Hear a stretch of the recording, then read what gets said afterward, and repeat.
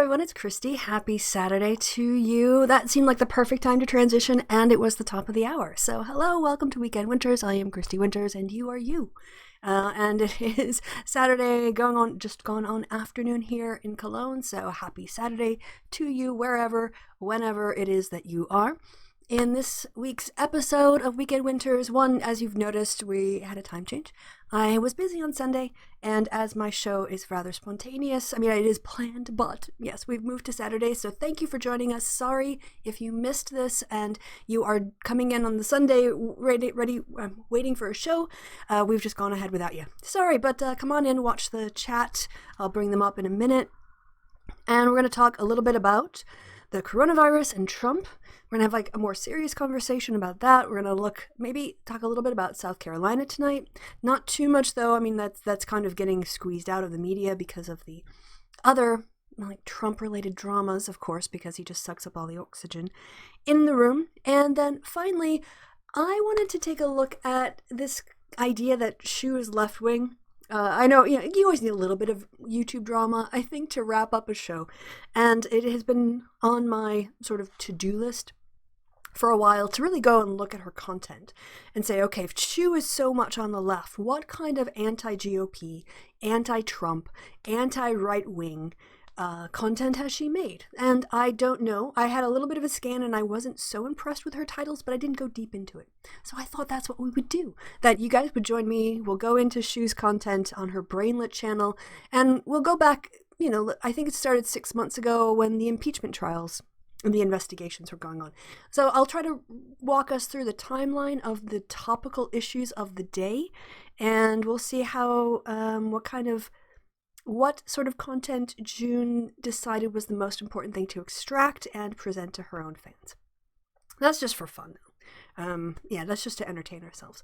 But on a more serious note, I'm going to be talking about the coronavirus from an American perspective and an American focus, mostly because I am American, and for the first reason. Second reason is that I actually trust the German authorities to do a good job of identifying this in a way that I don't trust the Americans. And also because of the political implications of this, as a political scientist, I'm going to be focusing on the States. So just as a warning.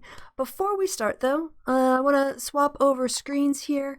I'm trying out a new setup. I kind of cover you guys up in the chat a little bit, but yeah, so at least this way when I'm looking this way, I should be looking at the screen. Anyway, who is in the chat today? Sibwolf, hello. How are you doing? Darius Jonah is with us. Sosh, David Cook, and JMM1233. So hello, everyone. Thank you. Even on a Saturday, I managed to pull people spontaneously, even though it's not scheduled. So thank you guys for joining me on this Saturday or whatever it is you are. Remember to like and share, y'all. Oh, thanks, Sosh. That's very sweet. I just do this for us, though. We're a very exclusive club.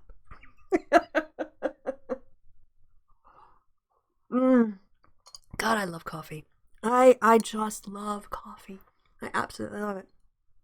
All right, let's focus on some heavy stuff to start, and then I'll probably get distracted. Maybe I'll talk a little bit about the copyright stuff I'm working on this week. I know it bores Kevin, but you guys have to listen to it you keep it on the background if you want, I guess. But I talk about whatever I want, and I don't care if you're bored. You can always turn off. And then, we'll do an analysis, a preliminary analysis of Brainlet at the end of the show. All right. Where to start? All right. So I think everyone knows generally where the story is, but I want to frame this in terms of background a little bit for comparisons. If we remember back to the Ebola crisis under Obama, Trump was screeching via his Twitter and other ways about criticizing the Obama administration handling of it, their process of it. Everything was opened up for critique. Anything, it was you want to call have people had free speech. They were free to express criticisms of the government. But that's not the America we're living in, or at least not the America other people in the States, my fellow citizens, are living in anymore. Oh, good evening, chat. Hi, Angus. How you doing? And Trump now, if he screws up, if you criticize him, you are basically wanting people to die. If you don't praise the president's decisions, you are a threat, sort of. You are an aggressor, and and you want the disease to spread. This is, again, it's another example of his authoritarian, fascist, just sort of, the abuse of the unitary executive, to tamp down any criticism. So Trump, we know, is not a sophisticated thinker. We know he's basically a walking id that is consumed with himself and his interests. And everything about this crisis reflects that Trump is dealing with it not in terms of public health, not in terms of the public good, but in terms of protecting FCYA. He's covering his own butt, and he's looking for an opportunity to be praised and have his ego stroked. He is such a, cancer.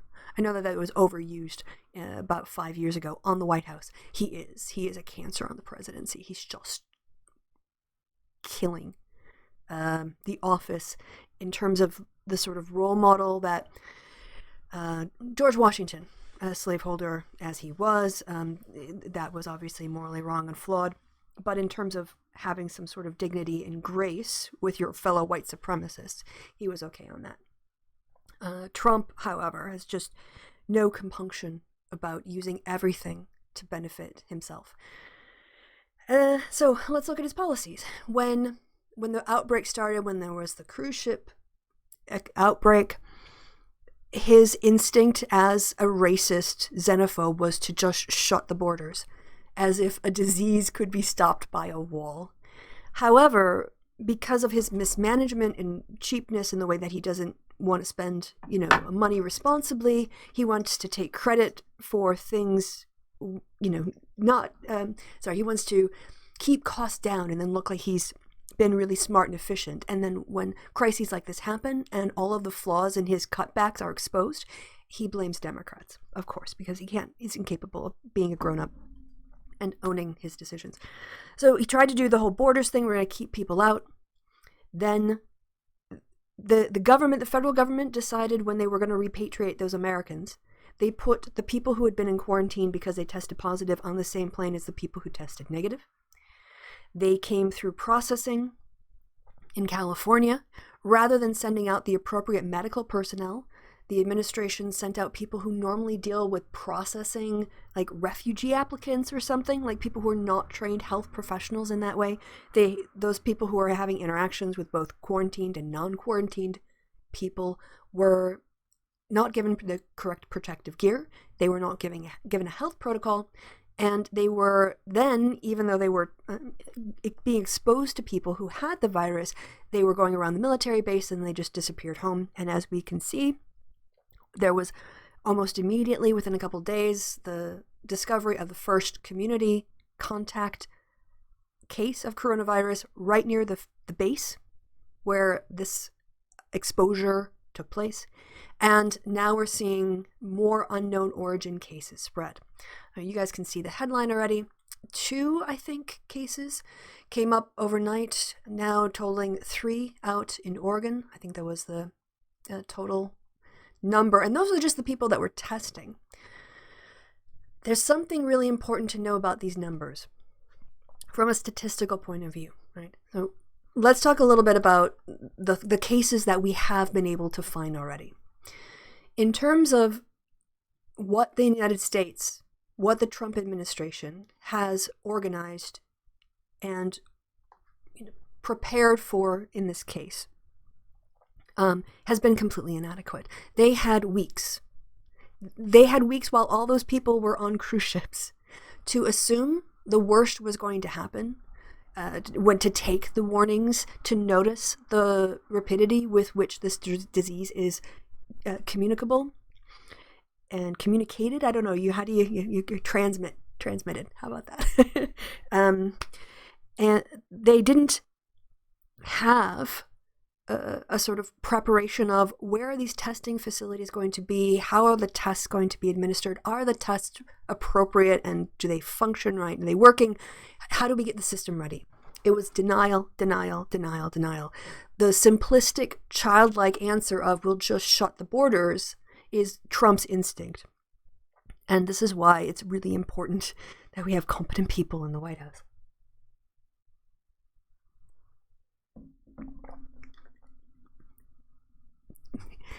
Let me give you a statistic. I think it was South Korea.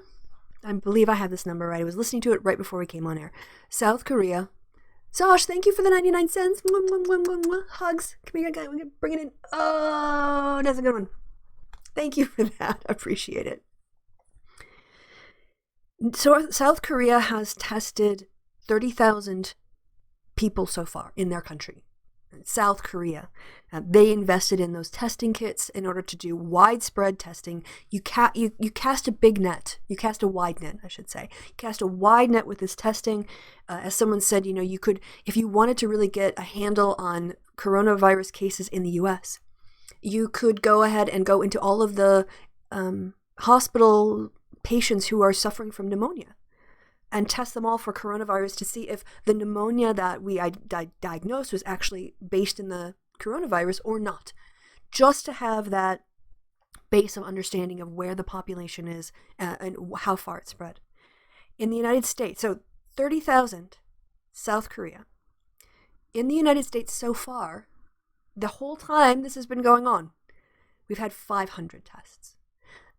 We don't know how much this is spread in the population. I think this is really, really important. We haven't done enough testing in the United States to actually know how many cases there are, how widespread the contamination or the transmission has been. And we're having more of these cases pop up. The other failing of the Trump administration, as I said, there's a whole problem with these kits. The kits themselves apparently are not reliable. The ones that are functioning, that you can send off, could only be sent off into Atlanta, and they took days to get responses. And it's getting to the point now where New York State, and I think California, have basically said, look, we can't rely on the federal government.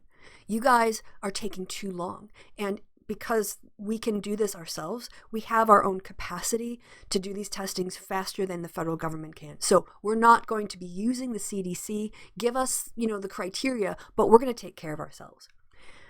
I know this doesn't seem related, but to me, it's massively related. This issue deals with the competency of the federal government in providing health care.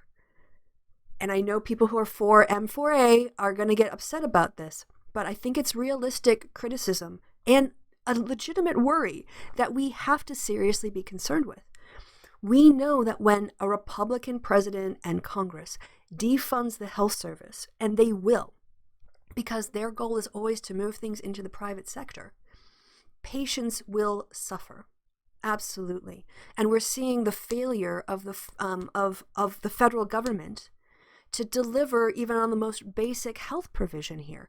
And it's not the fault of the CDC because they're incompetent, and it's not the fault of the CDC because they don't care or they don't want to do their jobs.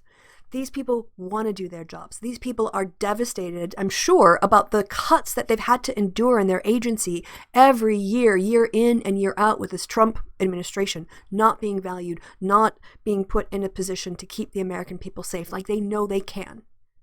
It's not the CDC. I don't blame the CDC. It's not their fault. It's Trump.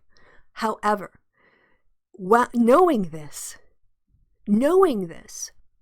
how can you then argue that we can trust the federal government to provide all of the health care that Americans need, to the point where we make private insurance for anything covered by the government provision of health care illegal? You can cover cosmetic surgery, you can cover some dentistry things maybe, but you can't provide any sort of insurance or alternatives for provision to the federal government. And this is a case of why people don't trust the federal government. And again, it's not the fault of the CDC. I'm not blaming the CDC. I'm saying that when you put something as big as the National Health Service care, right, into the hands of politicians, it stops being about medicine.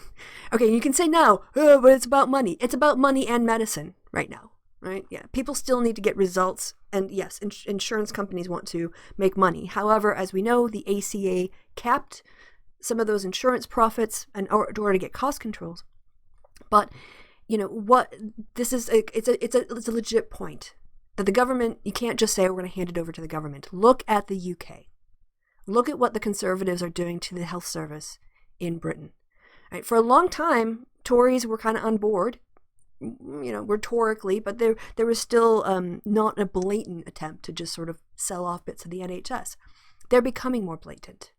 And so if you want to make your health care provision quality dependent on who is the incumbent party, then give 100% of the healthcare delivery over to the government, and then you will be at their mercy. So I think this is another reason why I think that there's a good balance in the German system between the health insurance companies who have an incentive to have efficiencies in their paperwork and their processing, because it takes up money to be inefficient.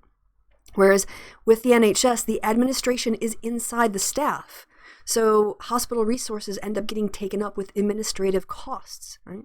And then you get doctors who say, look, we had about this many heart attacks last year. We expect about this many heart attacks this year to be about the same. This is the average cost of a heart attack. Based on that, here are the costs that we think we're going to incur. And then we work out the insurance, sort of like costings and prices. And then everyone who has insurance can go to any doctor, because any doctor accepts any insurance plan, because all the costs are the same. So it doesn't matter if you charge Aflac in the United States or Blue Cross Blue Shield. There's no special deals where you get a really big insurance company being able to negotiate lower prices than a smaller private insurance company in the United States. And therefore, certain people get to pay more and less based on whether or not they have the power of their company behind them. No, services should cost the same.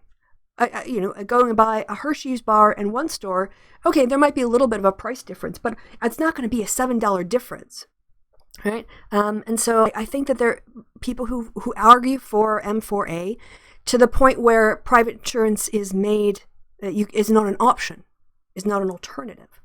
I think do have to address the problem of what are you going to do when the Republicans run Congress? And they immediately work to privatize the system. That will happen. That will happen. Okay, so, and then another issue too, I also did see this too, the Trump administration needs to make sure that all these tests are completely free to the public, because if it's a case, I saw someone was charged, they wanted to charge $3,000 to test. Yeah, so thank you, Davis Cook in there. $3,700 for uninsured people to get tested for the coronavirus, and now all of it has to be free. Absolutely. I mean, it's a public health, it's a prevention measure. And if we spend $1 billion testing people, and we catch every single 100% of the cases, that's a much better investment than having uninsured people, especially, get sick.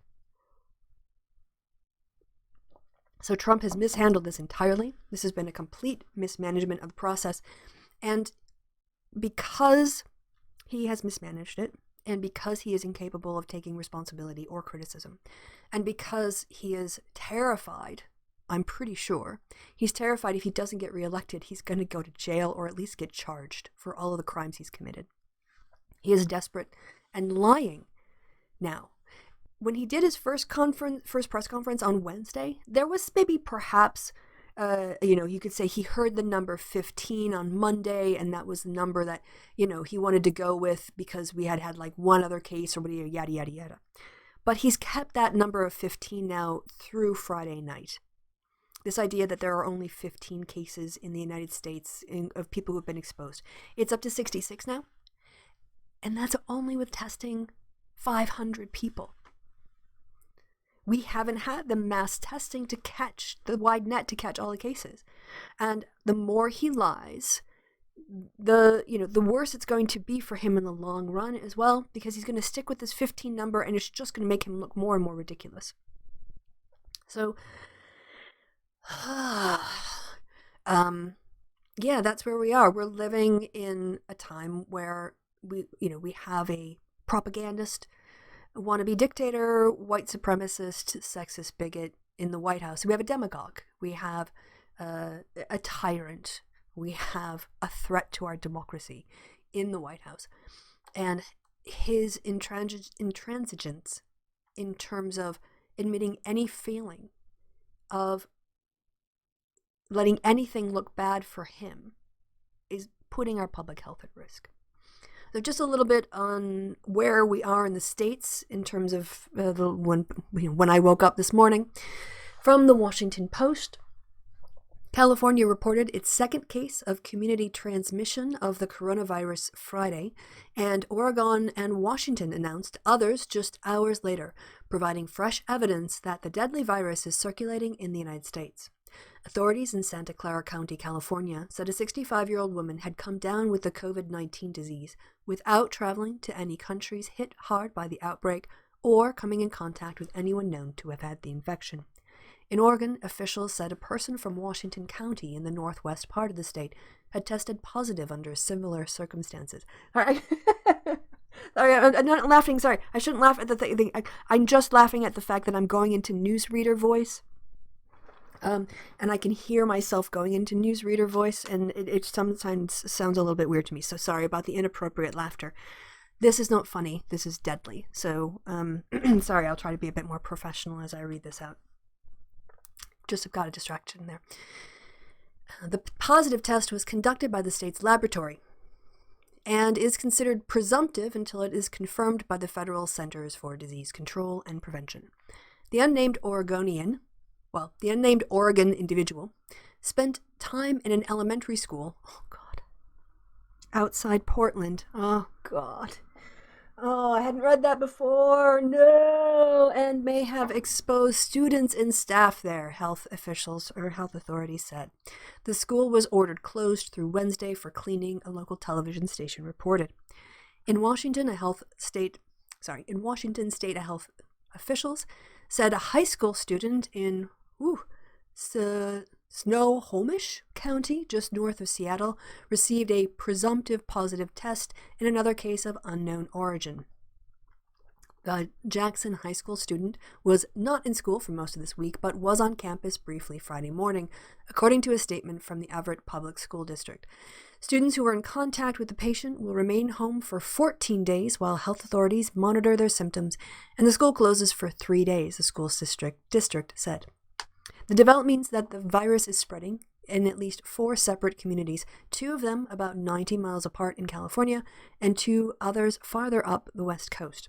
On Wednesday, authorities revealed the nation's first case of community transmission, a woman in Solano County, California. There is no... Okay, I think we've talked about this. Obviously, being spread in schools is the worst. It's just, a school, a hospital, anywhere where people congregate in large numbers. It's just, it's kind of different from, if you're a 65-year-old person who, maybe you'll go to the shops, maybe you'll go to the community center, their church. I guess that's the other one. Religious gatherings, educational gatherings, any kind of public gatherings. So I guess that's why they point it out. All right, so I have talked for, how long have I been talking now? How long have I been going? About 25 minutes. I think now I will turn to the chat, see what you guys have to say a little bit, and then we'll move on. So that's kind of the update of where things are. I guess I can wrap this up a little bit. This is not going to get better. I think that Trump's mishandling of this will actually make it more likely that we would have a kind of spread that we wouldn't have if he would have let health officials take the lead on this, and if he would have not seen the spread of this disease as a personal thing, but an inevitable one that other governments are dealing with. And so it looks to be the case. Someone said on the news I was listening to, I tried to binge this morning, the Last Word, Chris Hayes, and the 11th Hour, and I normally also put Rachel Maddow in the mix, but I needed to kind of get to the news bit right away, and I love Rachel, but Rachel's like a person you listen to when you've got a whole hour to sit and listen to the news, and I needed stuff now, and she takes about 20 minutes to say what she could say in 5, and she repeats it 3 times along the way. So she kind of gets to the bottom of my list, even though she does great original reporting. This is a tangent. So, right, in terms of the reporting that we've seen, it looks to be that, one case of coronavirus, usually you can say has infected at least 2 or 3 other people, but it's probably, I would say, even higher than that. Happily, for a lot of people, they either will have mild symptoms or be asymptomatic, which is even more of a problem because then you don't know you're transmitting the disease. But on the other hand, you won't experience the symptoms of it as well.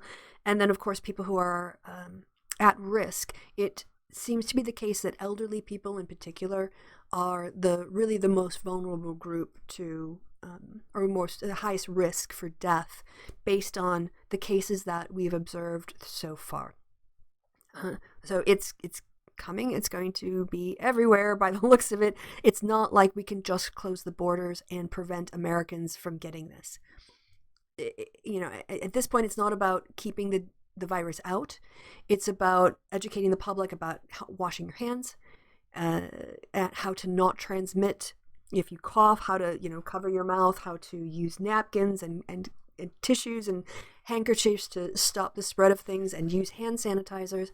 Also, what the American people really need to know is if you do come down with a cold, at what point do you need to go get tested, or at what point do you think you need to raise the health issues you're experiencing with medical professionals? And looking back, again, this is assessments and analysis I saw on MSNBC, but the lessons learned from China when it came to the coronavirus was that the health system was overwhelmed because people who had symptoms but were not in real health danger flooded the hospitals.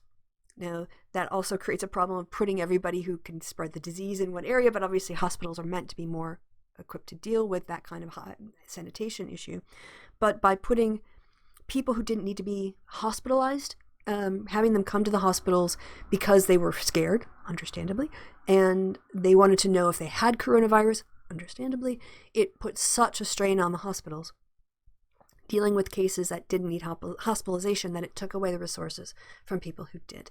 So educating the public about, look, if you've got a high fever, stay home. If you can, you're breathing fine, stay home. However, if you've got a hard time breathing, if you're having these kinds of other kinds of pains or whatever those symptoms are, like at this point, go and see a doctor and tell the doctor that you think she should test you for the coronavirus. And the other crazy thing about this, because you think you could just walk in and ask for a coronavirus test, you can't. Even if you present with symptoms of things consistent with the coronavirus, they have to eliminate a whole bunch of other possible explanations. I understand. As a scientist, you have to go, okay, well, let's make sure it's actually not just a regular flu. Let's make sure it's not just this. Right? And part of the reason we've only had 500 cases, over the course of the last week tested was because the criteria to actually qualify for a coronavirus test was so high that few people actually, ticked all of the boxes. And the CDC has now revised that protocol for directing people to coronavirus tests. But then we have the problem with the test kits not being appropriate. And by the way, I also want to update you on this. Sorry.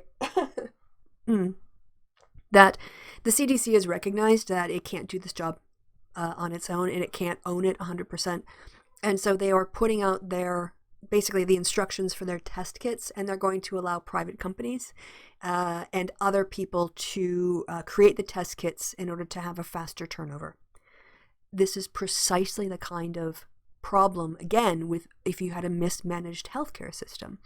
And because Trump underfunded the CDC and he attacked their programming, and he did not use the 3 weeks or 4 weeks that we've had building up to this to get this stuff ready.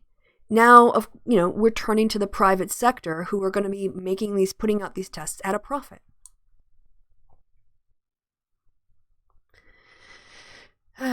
So no cases in South Carolina yet. Hoping. Well, I don't think it's a matter of if. I think it's a matter of, at least for me, it's a matter of when. I'm assuming that this is going to be like any other typical flu virus, in that at some point it's going to hit every community and every person, simply because of how incredibly contagious it seems to be.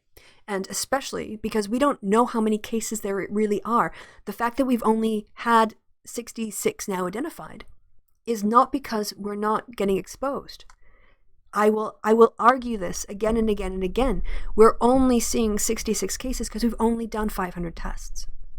And I think if we did 50,000 tests, I think if we did 500,000 tests all along the West Coast and the couple states along there, and go into hospitals, do that kind of checking pneumonia cases for coronavirus testing, we would find hundreds.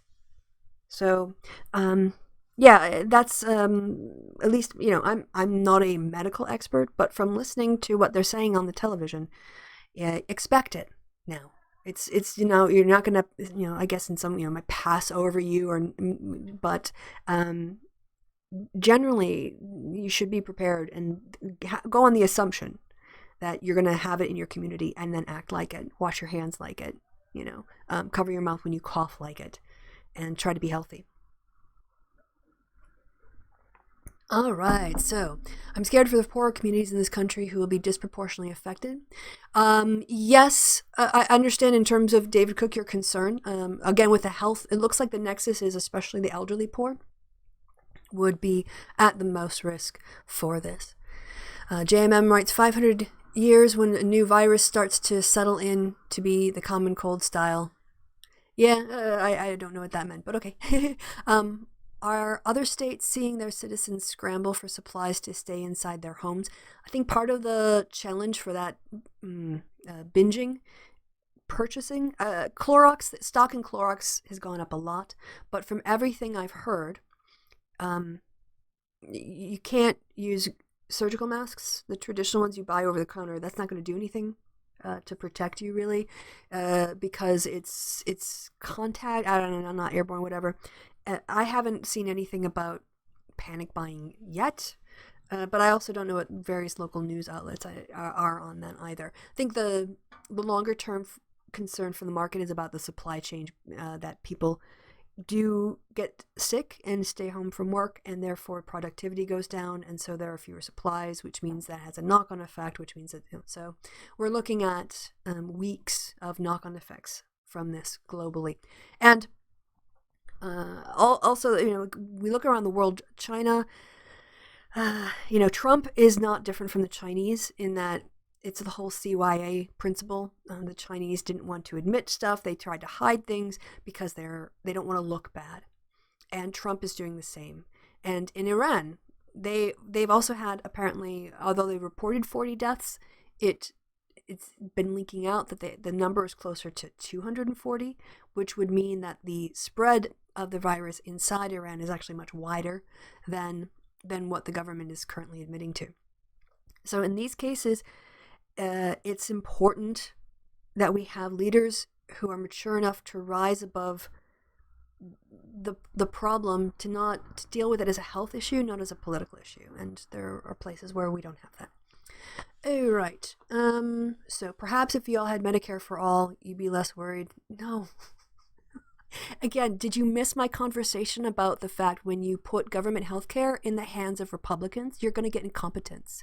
So if you give Medicare for all, this wouldn't have necessarily changed anything if Trump was covering things up and not directing the CDC to do this. And he wasn't funding the tests to be distributed by Medicare for all. Medicare for all is just insurance, Billy. Is that, who said that? Yeah. It's just insurance. It's not healthcare provision. So I don't know where you're from, or I don't know what you're thinking of, but Medicare for all would not have solved this problem because the problem was based in the CDC. I know it's a simplistic little answer, but that's not the solution here, because Medicare for all is just like private insurance. It wouldn't fund anything else. It wouldn't fund any more services. So please go read up on what Medicare actually covers. Go look at the prescription part of it. Go look at the top up, the Advantage Plus. Go look at basic Medicare. It's insurance. It's not the NHS. There was a big debate on Twitter. Not a big debate. There was a conversation that happened between myself, the last nerve, and a person I'll say is unnamed. And that person was lecturing Americans on, oh, how y'all need to get your stuff together and get Medicare for all for healthcare. And like, it's just insurance. The NHS employs 1.5 million people, including doctors and nurses and hospital staff and everything. Medicare does not employ anyone because Medicare is not about the provision of healthcare. It's just insurance. All right. So I hope you never say that silly thing on Twitter again.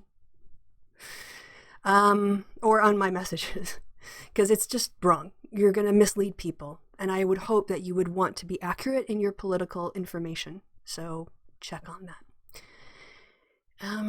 Let me look on. Haven't noticed panic in Georgia, which is weird since Atlanta is U.S. most trafficked airport. There have only been 17 cases in the UK. You lot are spreading it fast in the U.S. No cases in South Carolina we looked at. Some cases in Hawaii. Guys, it's going to go everywhere because people travel. This is the other thing, is it's not like the Middle Ages when, the Black Death was going around. You had to wait for rats and ticks and or people who had the ticks or fleas or whatever to move around. We have people moving around all the time, and all it takes is one contaminated surface. And none of us have immunity to this. This is a novel disease. This is a new variation on this virus, I guess kind of like the cold virus, but thing. It's sort of in that category, but it's not just a virus because it's entirely new. So as I said, it's about when. It's about when. And we should all assume, that there is going to be a time where maybe our business is going to have to shut, like who our employer is or whatever else. We're going to have to modify our lives based on that. I think that is the sensible assumption to make at this point, because then you won't be disappointed if it doesn't happen.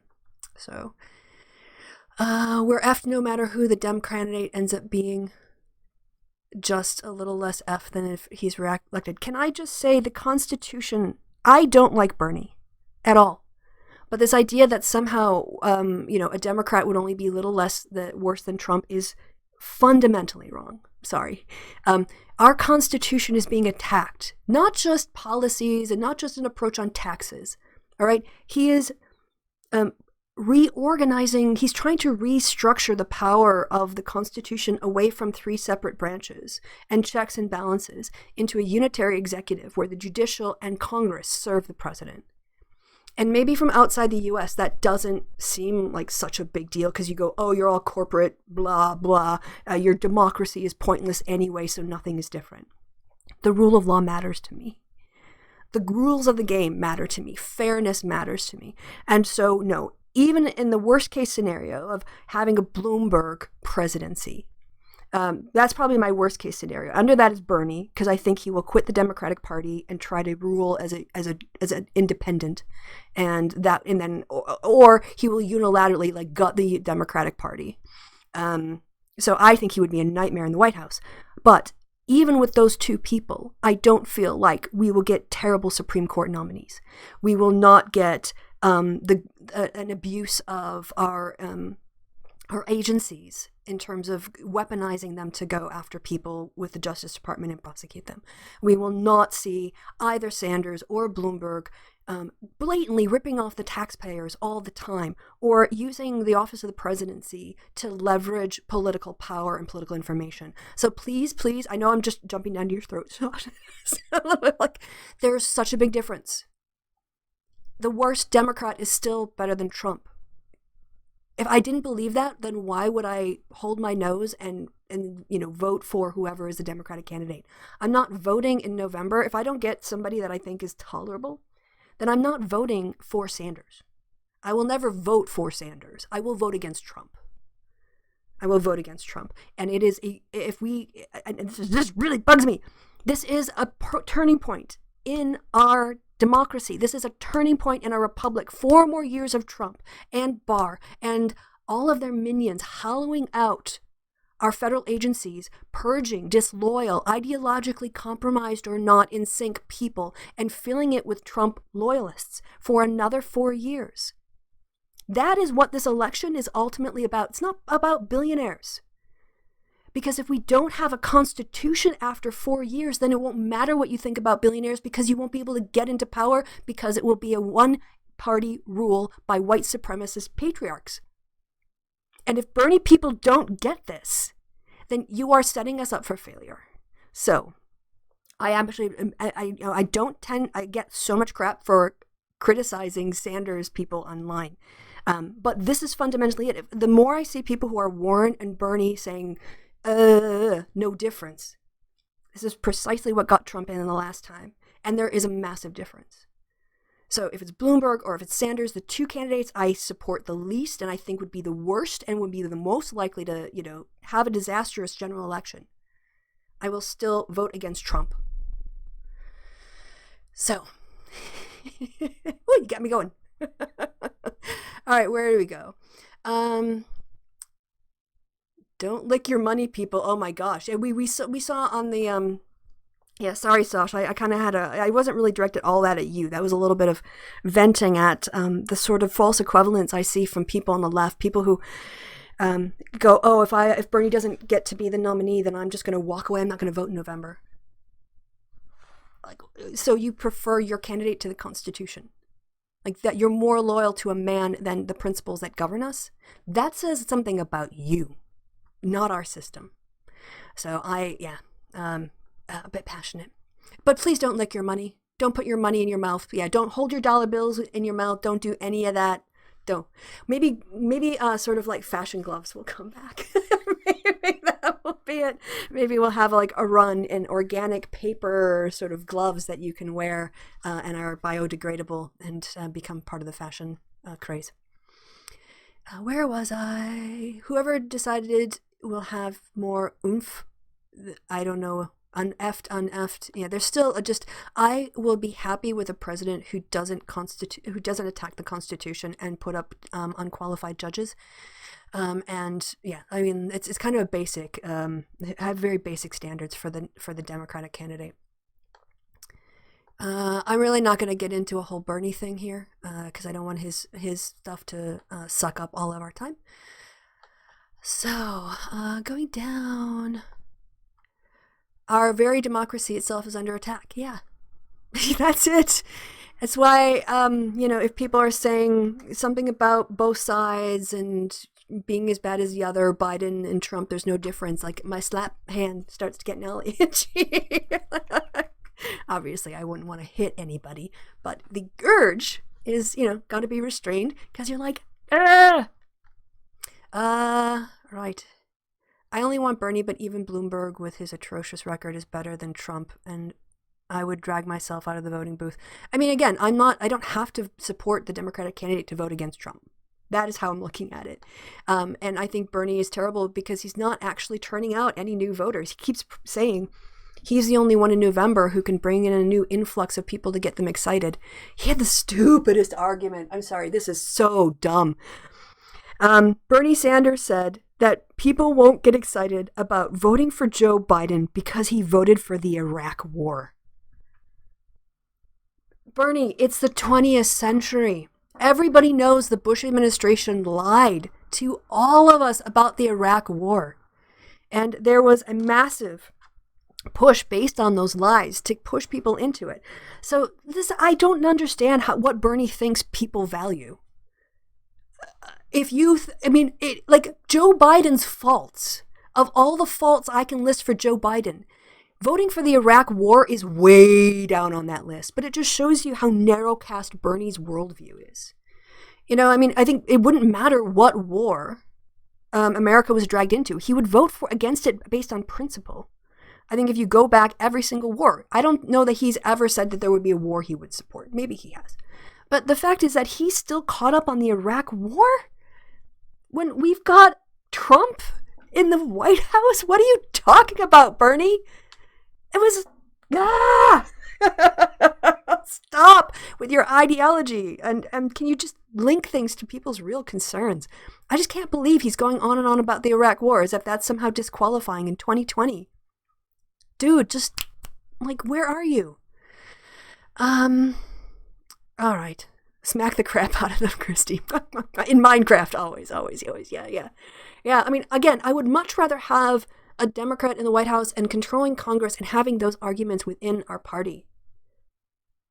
You know, like, can we just first focus on getting Democrats elected, even if they're from purple states, even if they're conservative Democrats, even if they're pro-capitalist Democrats? Can we just focus on getting a party in there that can run things properly instead of basing everything on ideological purity? You know, not every district in the United States would elect AOC, and I'm totally down for the people in New York who want her to represent them. But there are people who are Democrats who support Joe Manchin, and you shouldn't demonize them because they're conservative Democrats, because ultimately they're on the same side, and we're on the same team. And if you don't want to be on that team with them, there's the door. They were here first. Those conservative Democrats have been around voting for things like the ACA and women and the Violence Against Women Act a lot longer than some of the Sanders supporters have been around. Right? So don't try to like gatekeep who is properly left and who is properly a Democrat when you've not been around doing the work. Anyway, all right. I'm really going off on a rant here. A lot of suppressed stuff that, you know, like a little bit seeps out on Twitter. But anyway. All right, the Iraq War was a big deal. Yeah, but it's not a big deal in this election. You get it. People aren't talking about the Iraq War right now. Talking about healthcare, they're talking about concerns about the economy. There's talk about, you know, also women's access to abortion services. Who's talking about that right now? What about more of the intersectional stuff that's been completely like moved off of the, you know, while we're going on and on about billionaires? We want to talk about restrictions to women's access to contraception. We want to talk about the rise of religious running of things and discrimination against LGBT people. Where are some of these intersectional identity politics issues in the Democratic discourse? Or can we only talk about purifying the funding of the party structure? Because we seem to spend a lot more time concerned about how we're going to fund the party than how women are going to fund abortion access or contraception access. So, yeah, I'm absolutely fine with, yeah, conservatives are evil. I think part of me says yes and part of me says no. The part of me that says no is, I don't want to demonize and, you know, straw man and do to them what they do to us. On the other hand, you're like, you're racist, sexist, who don't care about anyone but yourself and your ability to impose your worldview using the government. And that is evil. So it's so hard to find, you know, what do you say? Yine? I guess a little bit. Oh my gosh, have I been going 50 minutes? I think it's time for a break, guys. Did I say what I was going to... the coronavirus versus Trump? Yep, we've done that. We haven't really talked too much about the stock market, although that did happen a bit last night with the happy hour. Oh, by the way, yes, last week on the Sunday show, I got out my costume for my party on Sunday night. And, sorry. Okay, take a break really quick. I've got sort of like a little hiccup in my throat. I talked about what happened at that party on the happy hour last night. And it is not suitable for daytime broadcast. I actually went back after that show and I made our last happy hour for people over the age of 18 and over. I self-regulated, I self-registered that content as over 18 because there's a lot of sexually explicit references made in that happy hour. So if you want to know the longer story of what happened last week after I did my show and then I got ready for the party or whatever, it's there in the happy hour. You get the more elaborate version. I will just say for the daytime one, it was a really cool atmosphere. There was a lot of nakedness. If you imagine a part of the human body, you can see with a person standing in a 360. I saw something from everybody, you know, like I saw all of the body parts at some point throughout the night. That's, you know, but in that atmosphere, one would think might make the mistake of thinking it's hypersexual or somehow, just like a big orgy. And maybe those things happen, but it wasn't at this one that I went to. It was more like what I've heard people I've got friends who are into BDSM and other kind of kinks that involve dominance or making yourself, you know, vulnerable to another person. And that whole community's notion of consent and checking in, respect, and understanding it's the person who gives up the power that has it, not the dom. That atmosphere was completely pervasive throughout the entire party. People were very friendly. When they looked at you, they looked at your face. They looked you in the eye. Nobody groped me. Nobody hit on me. It wasn't like, oh, Christy, you're too ugly to be hit on, so I'm not surprised. I'm sorry, I'm just anticipating trolls. Nobody was like aggressively, it seemed like, hitting on anybody else. Like, nobody seemed uncomfortable. It seemed more like people came there in groups and then maybe interacted with people or whatever else. But if you're open to that kind of thing and you could make yourself vulnerable in that way in order to have that experience again, I wasn't really that exposed. I mean, compared to what other, like, I thought I was being kind of risque with, like, the low cut thing I had in bare arms and stockings. No. I was so vanilla. I was so vanilla compared to what else was on display or people were there. But again, if I would say that if you had any curiosity or whatever thought, maybe, would I do that? Would I enjoy it? Would I feel safe?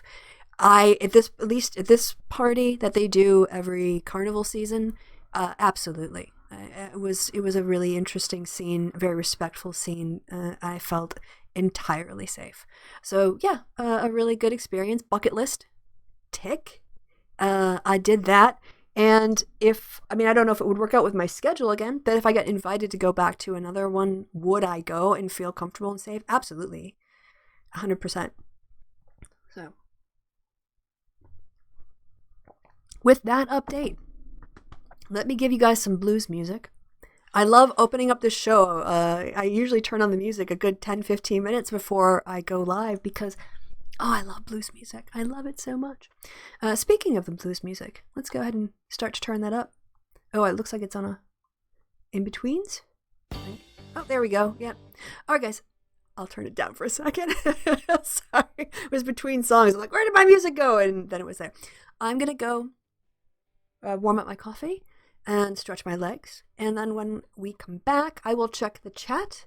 Which I love all you guys. Thank you for stopping by. And I don't mean to vent. Again, I feel really bad, Sash. Like, I was venting at you. I really wasn't venting at you. I was more venting at things that I'd seen, and you reminded me of it. So, thank you, Christy. Okay, yeah, you're welcome. And yeah, I'm going to stop talking now, and we're going to be back here in a few minutes. I'll go ahead and do the pre-show transition, I guess. Otherwise, you're just going to look at my boring room. So look at a fireplace instead. All right, guys. We'll see you in a bit. 5 minutes. Just give me 5 minutes.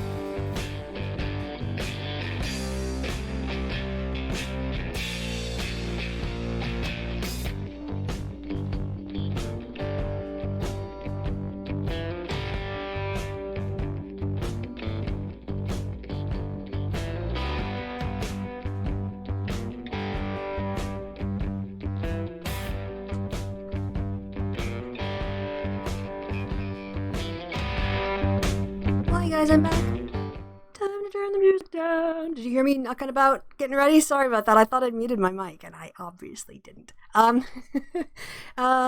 so hey, welcome back. Thanks for sticking around through the break. And I wanted to wrap up the last story before we move on to looking at Shoe. I did want to say a little bit more about the party because I had some pics I want to show you guys just because I had a lot of fun. I actually did have a lot of fun turning 48 at midnight as well, but I wanted to share a little bit about what I enjoyed about it as well, like again give you some perspective. I had a lot of fun shopping for the outfit and trying it on. It was so outside of my worldview, and I've always enjoyed costumes. I've always enjoyed dressing up. So Halloween, I was always whatever, oftentimes I was a 20s flapper because I wish I could just go around in 20s clothes all the time. And all that kind of like, dressing up in period pieces and putting on wigs. I find that really fun. Some people don't, but I do. And with this outfit, costume, whatever you want to say, that I put together, it was very elaborate. Like I went to my friend's, I went over to his, we were going to go together to the party and decided we were going to hang out beforehand, have some dinner. It didn't start till 10 and it was on a Sunday. So like, yeah, come over. He has a pizza place like literally across the road from where he is because it's downtown. So get fresh pizza salami pizza and chill out for a bit and then get ready together and then go together. And I needed him to help me put on my corset and lace me up and do everything. So it was fun having something really complicated to wear. I know that sounds ridiculous, but it actually was, to be sort of like fitted into this thing. And then once I was in, I couldn't relax. I was just sort of upright for the rest of the night. So I have some edited pics of how I looked. And so what I thought I would do is share with you guys what my final look was actually about. Because again, this was so much fun for me. So, and also the mechanics of it. Like you had to put on one thing first because then another thing, you would have to strap it on or whatever. But what you can see on screen now is pics my friend took where we were downtown at his place before we got ready to go. And I really wanted to be quite authentic with my 20s look. So kind of like today I did the Clara Bow lip. In fact, you can't really see it. I'm sure it gets washed out on the light here. But I had my flapper thingy. Had the gloves apparently aren't so the long elbow length gloves aren't as 20s. That's very late, sort of 28, 29. Earlier in the 20s, it wasn't so much the look, but it also I needed some contrast to balance it out. And then I had this feather fan. I don't even remember where I picked that up. And then my jewelry. I have Cologne City jewelry, basically, you wear Carnival time. The Cologne colors are red and white, and also they can have black and yellow, but red, white is the most one with maybe a touch of black. So I had earrings that were actually like of the city seal that were dangling down. You can't really see it, but it would be right here. This is the Cologne City seal. And then it dangles down with a little red stone, piece of plastic here. And then this heart right between, in the dip of my chest, you should say, is the same design. It's sort of like a fake cubic zirconian surrounding a Cologne city symbol. So that was the look. It kind of all tied together. So I was very happy about that. And then I've got one more pic that I want to show you guys. I've cropped all of these to be safe for the internet, but I mean, I think I rock this look. I'm gonna be honest. I felt very, I don't know, maybe sexy is the right word, but I felt like I could held my own in it, and I felt very comfortable, and I guess in some ways powerful as well. So that was really nice. So that is a more sort of modern take on it, me without my glasses, obviously, because they're anachronistic. Nobody wore glasses like this in the 20s, but I can't go out like that because I'm going to fall over things. So eventually I have to put my glasses back on. So then there's one more that I wanted to show you. So I wanted to do something a bit period and, something from the 20s, a bit more of a 20s look. It was really difficult actually to make it look good in black and white because you miss the red. So I went for a vintage look, which again is anachronistic. I have my friend Smokes asked him if he would give me a cigarette, and something went wrong. Okay, you go again. There we go. Was stood in his flat, and I saw my reflection in the mirror, and it looked like it would look almost voyeuristic, like you were looking through a window in order to catch somebody, as they were walking past doing their own thing in their room. And so, yeah, I tried it first. I actually have some selfies of me with this sort of cigarette standing in there, and I was having a hard time making eye contact while doing the selfie, because otherwise you're looking at your phone and it's not as personal. So I asked him, like, can you move around and take this shot of me? And yeah, and we did a whole bunch. He's like, yeah, pull on the cigarette, smoke it, I'll just do a whole bunch of shots of you looking, back in the reflection, and then kind of cropped it properly. But I can I just brag a little bit? This sort of line here, I got so much crap for years from Bering and his fans about how fat I was and that I was disgusting and that I was, gross, and he had pictures drawn of me that really dysmorphed my body in a lot of ways. And I've always looked like this. Like, I've always, had this shape, and I'm not stick thin, but I think I'm well balanced. And so, yeah, I think the thing that the corset, I can see now why women really liked wearing corsets, because it does really do a nice job of bringing in an hourglass sort of shape to your waist. And that was probably the thing I noticed about wearing the full corset laced up the most, was that when you're natural, you can have an hourglass, but a little bit of flab here and there, whatever else. You actually tie that baby down and your waist can get really, really cinched. So yeah, I guess I'm bragging on those pictures because I'm gonna be 50 in 2 years. I realize that I'm getting to the peak. I'm getting to the end of the point in my life where I can take these pictures, and maybe that's why I'm becoming a bit bolder. The other thing, too, the age distribution. If you're thinking about the party I went to and you think it's going to be like all young, hot people, there were some young people there. But I would say that the age distribution, probably the median age was more like 45 to 50 than 32 to 25. And I think a lot of that is that older people just don't have any F's left to give when it comes to their bodies. They're like, I like this, I feel good about it, and I'm comfortable in myself. There were, some people in their 20s there, but disproportionately, everyone was, I would say, over the age of 35 at this party. So yeah, I guess maybe the getting to approaching 50 makes me realize, look, if I'm not going to get these pictures in now, they're never going to happen. All right. Yeah, so is that everything then? I think so. What are you guys saying? I do rock it. Thank you. Stunning. Thank you. No, actually, I mean, that actually, it makes, because I got so much crap for being fat and ugly and disgusting for years on the internet, was very hesitant, to go on screen without makeup, to show myself in certain ways. And so, yeah, this, a little bit of validation. Thanks, you guys.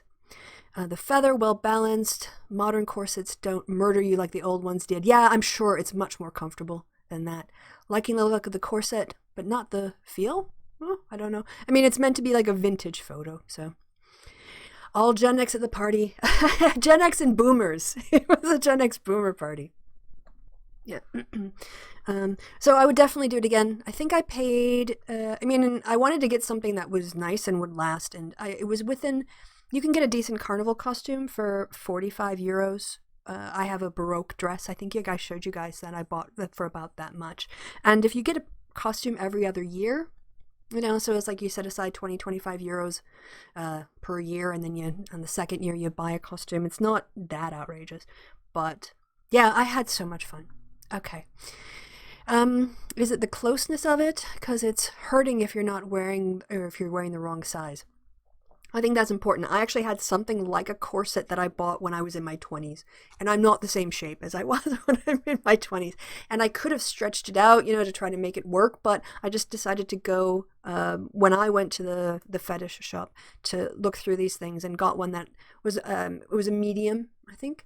And, but it was looser, and well, by the time we pulled my waist, it was pretty much shut on the back. Like, the corset couldn't go on the waist anymore because that was the size of it. But otherwise, I think the fit was brilliant.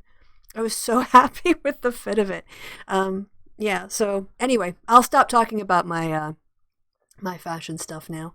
But it was so much fun, and I would definitely do dress up like that again. I think I would. That's what I found I liked the most, was I enjoy being able to put together like that kind of period look for myself. Because it's the only chance I get to do it within the norms of society. I could go out and get a bunch of 20s clothes and just go pure 20s all the time, but in the modern world, that's not really practical. So having a special time to really dress up and go all out, it's pretty fun. As a rubber enthusiast, I like the figure hugging closeness to a degree, but in the end, it's comfort over restriction. Sitting should be possible. Yeah, and as I said on the show last night, one important lesson I learned was I went classic and went garter stockings that had to be clipped on rather than the self-adhesive ones. Terrible mistake. Absolutely terrible. The corset was totally comfortable, but the garter part of it ended up being not stressing me out, but it ended up being a distraction. So I will probably sacrifice authenticity for comfort next time. And a lot of leather and rubber and latex as well at the party. So I saw a couple who had, in terms of there was a latex look, and they were not like svelte. They looked like normal people who were middle-aged, but their costume, it was like a second skin. I mean, it was absolutely a second skin for each of them, and it was totally perfect fit. So, okay, let's wrap up the show by dunking on June a bit. It's more, one, it's to fill the time, but two, I legitimately haven't had a chance to do this, and it's been on my mind to do forever. Not forever, but since she came at me, shall we say, since June decided she wanted to pick a fight with me, one thing I did want to take a look at was, okay, so June claims to be on the left. I don't buy it. And one of the reasons I don't buy it is I tend to look at what people talk about to determine where their politics is. So what you talk about and what you spend your time on is really what you care about. And so here's the question, here's the thesis. Maybe not the thesis statement, but let's have a look at Shoe's channel. Now, you guys know I'm on the left. Kevin's on the left. We spend quite a lot of our time actually, criticizing Republicans and going into depth about their policies and criticizing especially Trump. We also looked deeply at the impeachment investigations and the impeachment hearings and the impeachment vote and then the trial. And we also have talked a bit about problems with having like Bloomberg in the Democratic Party and do some of that. But really, when it comes to looking at politics, we want to see, we spend way more of our time criticizing the people with power and the people abusing power on the right. So let's have a look. What does June actually spend her time talking about? How much time does she criticize Trump? How much time does she spend going after Devin Nunes or Lindsey Graham or Mitch McConnell? And I didn't know. And I had a bit of a look, but I didn't do a systematic analysis. So can we go back maybe? Yeah, this is 125. Just want to do a quick count of how many videos where June criticizes Republicans. That's it. How often does June actually criticize Republicans compared to Democrats? Do I have a pen? I do. I got a piece of paper here. I need a pen. And I got a pen too. Not a very good pen, but it'll do. It's just going to be a hash marky thing. All right.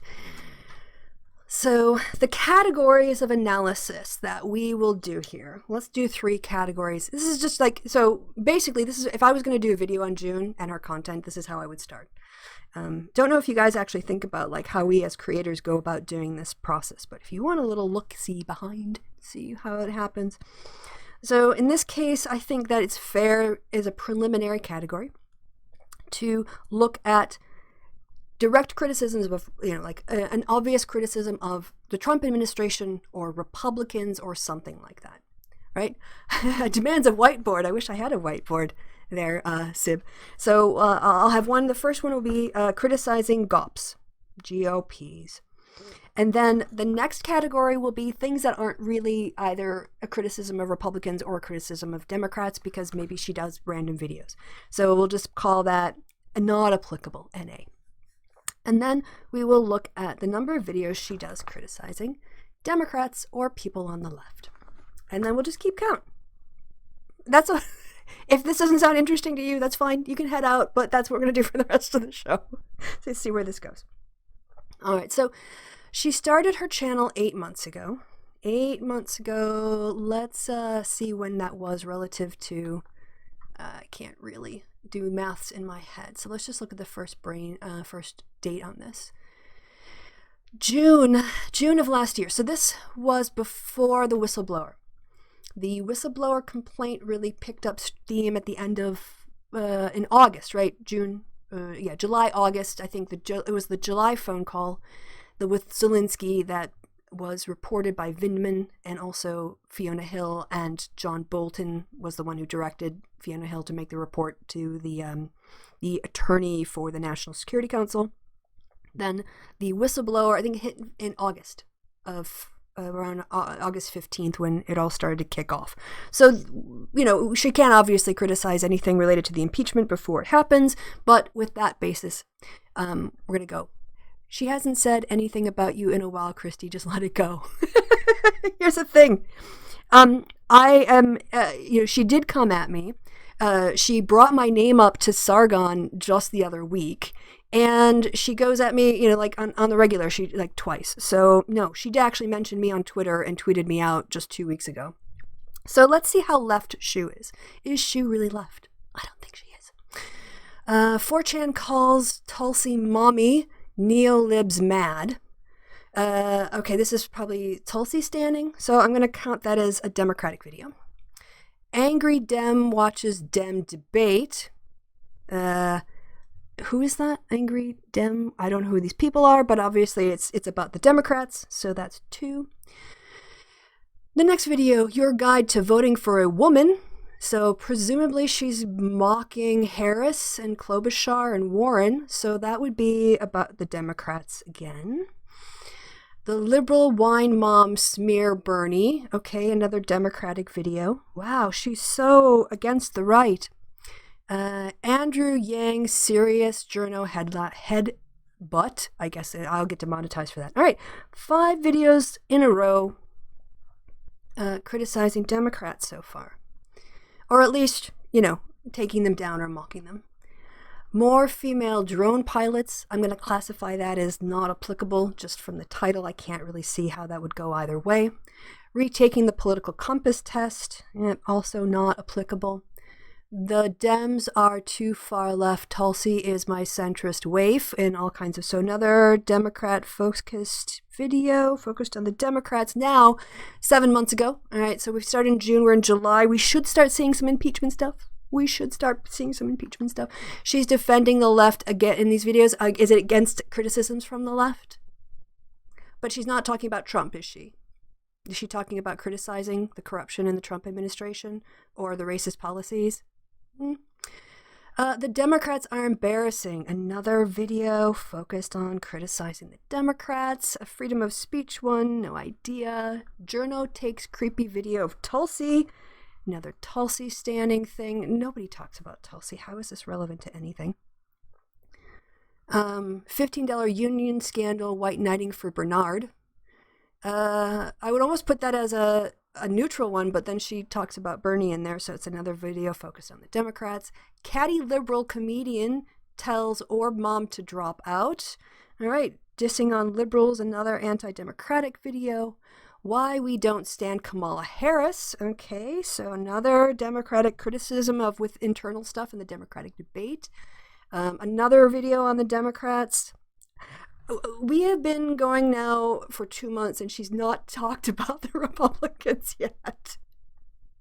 Watch the videos. I'm talking about what she's drawing in here, and she's not criticizing. I'm talking about the overall concept. And what she's not saying is Trump is a racist.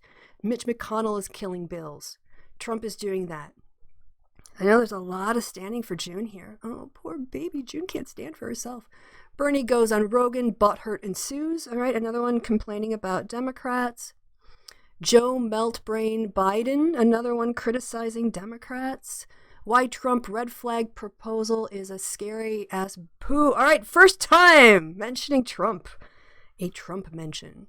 DNC blanks Tulsi, another complaining about the Democrats. So we're up to 15 Democrat videos about the Democrats, 3 not applicable, and 1 directly related to Republicans. Trump cyberpunk dystopian nightmare. Ooh, two. Mad Lib, I don't know what that is. It looks like a song. I'm going to, at this point, just classify that as NA because it's not apparent. Why is everyone so thirsty for a war? I don't know. I'll be generous. And put that on the GOP. But for all I know, she could be criticizing people on the left too. Important, are you allowed to register one? Okay, so 5 that don't fall into either category. Bernie doesn't want to take your guns. Defense of Bernie, so another one for the left. Or Warren exposed. Her BDSM scandal. So more stuff. I'm sure this is the not Joseph. That stupid press conference. No one crapping on Hillary. All right, another anti-Dem one. The truth about Tulsi and Hillary. Another one against the Democrats. Something with a Russian title with Hillary in it. So I'm going to go ahead and count that again. Is another Democratic-focused video. Then there's the one where she's criticizing me. Another one talking about the Yang Gang, which is another Democratic-based video. And then an Elizabeth Warren one. So where are we now? We're into 3 months now. So there's an entire impeachment going on. Trump's okay, so there you go. All right. Her video of freedom of speech is discussing Trump's crowd chanting, send her back. Okay, so I'll take one off the Dem and I'll put it on the GOP, and now she's got 4 GOP videos. She's not left. She doesn't criticize Republicans. She spends all her time criticizing people on the left from a perspective of an extreme populist outside the Democratic Party position on a couple of issues, while she maintains her racist, past without apology. All right, the DNC is scared, so we put that back on. We're back up to 3. Obama says Democrats have gone too far. Another one criticizing Democrats.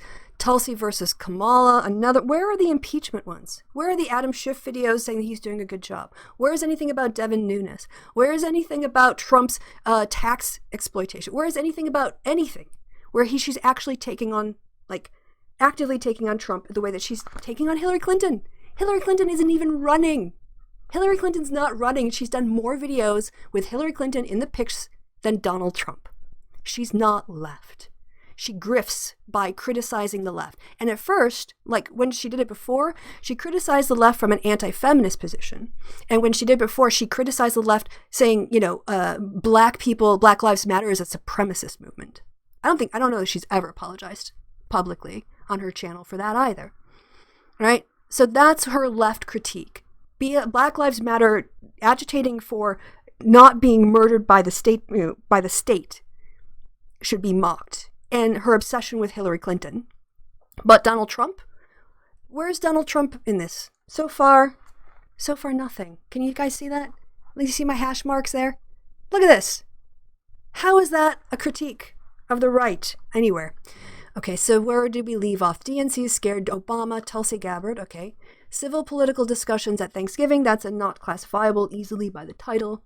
Kamala's gone. Other one celebrating internal divisions in the party. Another Hillary Clinton video. Again, not even running. She really loves to hate on women. Have you noticed this other theme? She's obsessed with hating on Harris, Clinton, Warren, and then, she's also got one about me. Where is the critique of Trump anywhere in this? Bring them home my butt. Okay, so we'll call that one a GOP. I'll give her that. Taking the values test, not applicable. Are all 2018 Trump voters racist? I watched this one, actually. And she says, like, some are, but some aren't. Oh, and we have to appeal to these people. So she's basically standing kind of for Trump voters. That's the closest I saw of anything that she did left. And I did watch that one. Pete is making the Twitter universe go again. Okay, so another video focused on the Democrats. We were lied to. I don't really know what that one's about, so I'll just classify that NA based on right now. World War III rant. Okay, another one, NA. I'll put that. Obama says women are better than men. I'm sure that's not the case. If he did, it was within context, so criticizing Obama. A self-obsessed one about her own reactions. It's time for 2 women in the White House. This is insulting. All right, I'm going to assume that's Dem. Trump finally goes after Bernie. Okay, I don't know where to put that. We'll put that, because the balance sheet is so tilted, I will give her a freebie and say that she criticizes Trump there because she's standing for Bernie. 23 reasons to vote for Biden. Again, a criticism of the Democratic Party. A month ago, she's still talking about Hillary Clinton last month. God. All right. Trump video. I'll put that. No, she's up to 8 GOP ones. Is the DNC rigging it? Again, even though it was not the DNC that ran Iowa or anything. Again, she's Joe Rogan and the problem. Another one about the problems on the left not tolerating transphobes or racists. One on the caucuses, again, focused on the left. Worse than Trump, the rise of Mike Bloomberg. Okay, another one on the Democrats. The cursed tale of the Nevada caucus. Another video about the Democrats against democracy, how the DNC F's us, another criticism of the Democrats, Mike Bloomberg, who I don't consider a Democrat any more than I consider Bernie, but let's take that hit at the Democratic primary, and then local simp says running against Elizabeth Warren is.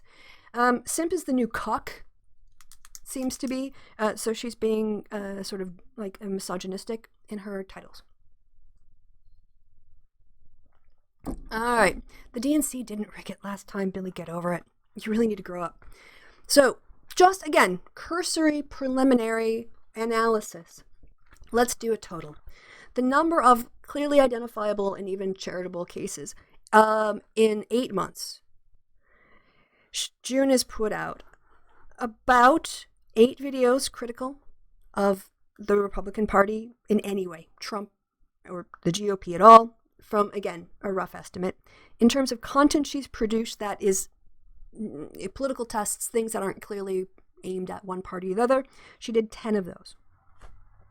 Now let's count up how many times she's crapped on the Democratic Party, or gone after the Democratic Party, or focused on the Democratic Party. Remember, she is putting this content out in the midst of the biggest constitutional crisis ever faced by America, with Trump acting in criminal ways, being demonstrated by testimony and emails and all kinds of stuff, to the point where the House of Representatives votes to impeach him and he has to go on trial in the Senate. All of that happened while June was producing this content. And if you scroll through her feed, you wouldn't get any of that. So how many videos did she make focused on the Democratic Party? I'm sure I have confidence in predicting that these are all criticizing anyone who isn't Bernie or doing pretty much the same. 5, 10, 15, 20, 25, 30, 35, 40. By my count, and again, the rough estimate, she's done 40 videos focused on the Democratic Party. Yeah, Bernie is an independent, by the way. So let's just do some maths.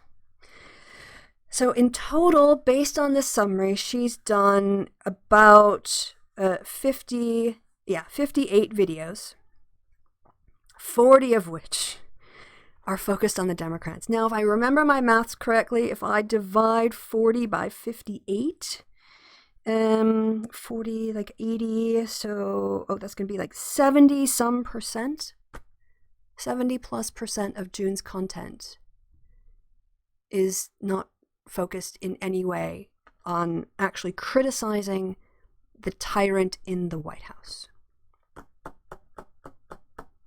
So how is she left? I'm sorry, is the fact that she's not a member of the party and she wants to burn it down by attacking people who have been members of the party left? Is demeaning women left? Is not acknowledging your racist past on your own channel and telling your followers why what you said was racist, how it was racist, and how they should stop using that kind of racist logic themselves left? Shoe is more left than me. No, I'm a centrist Dem. Look, if you only define left-right on an economic spectrum, Shoe isn't even as left as I am on economic policies. She's not a socialist. And she's also anti-feminist. She's tolerant of racist. She's hung out with and not apologized for her associations with bigots like Lawrence Southern. And she mocks issues of like diversity in the LGBT community. So, no, June is not more left than me.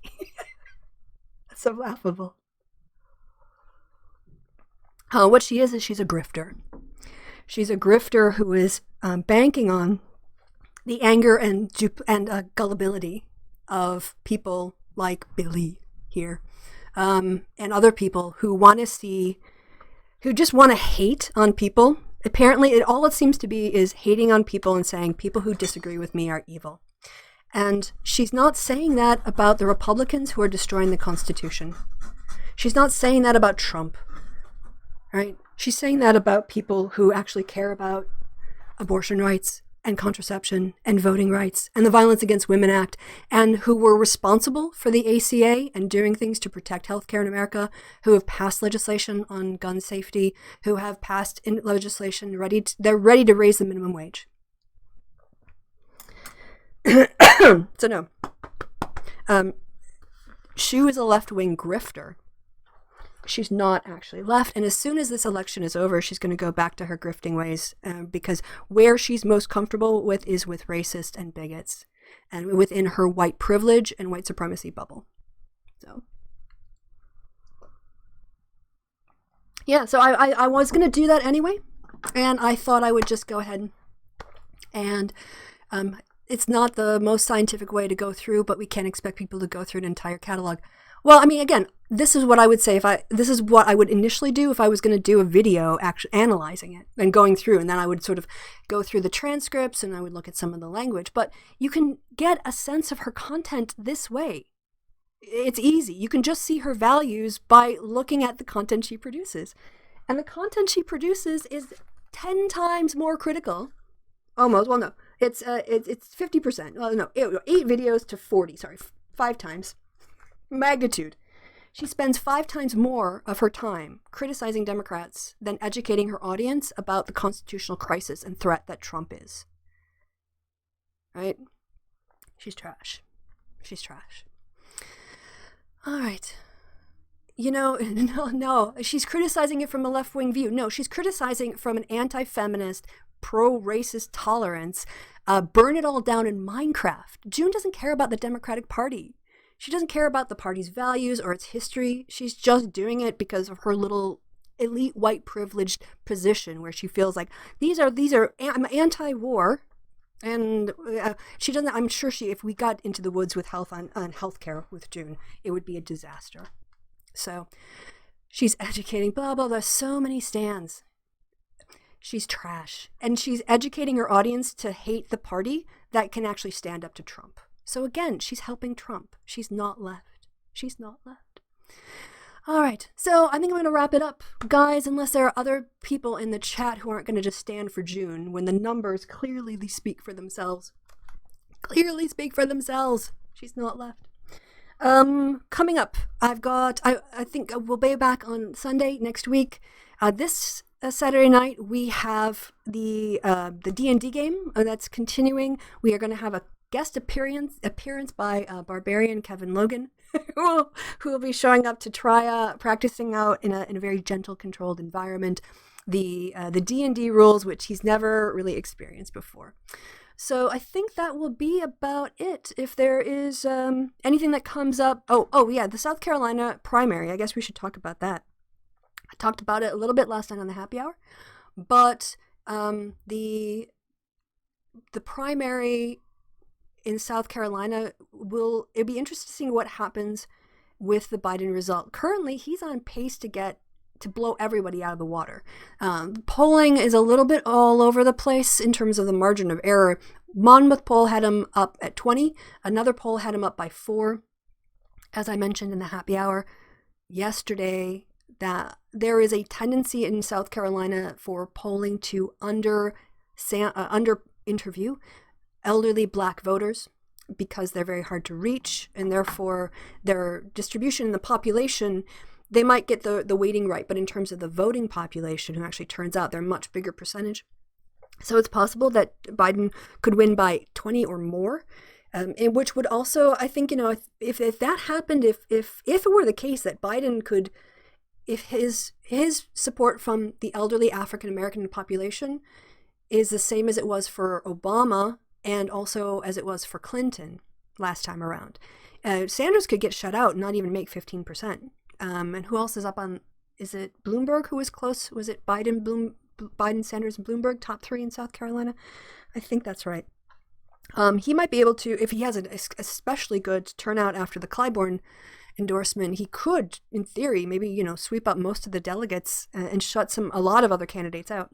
And will that change the state of the race? I don't know if it'll change the state of the race for Super Tuesday in terms of where people are going for Tuesday.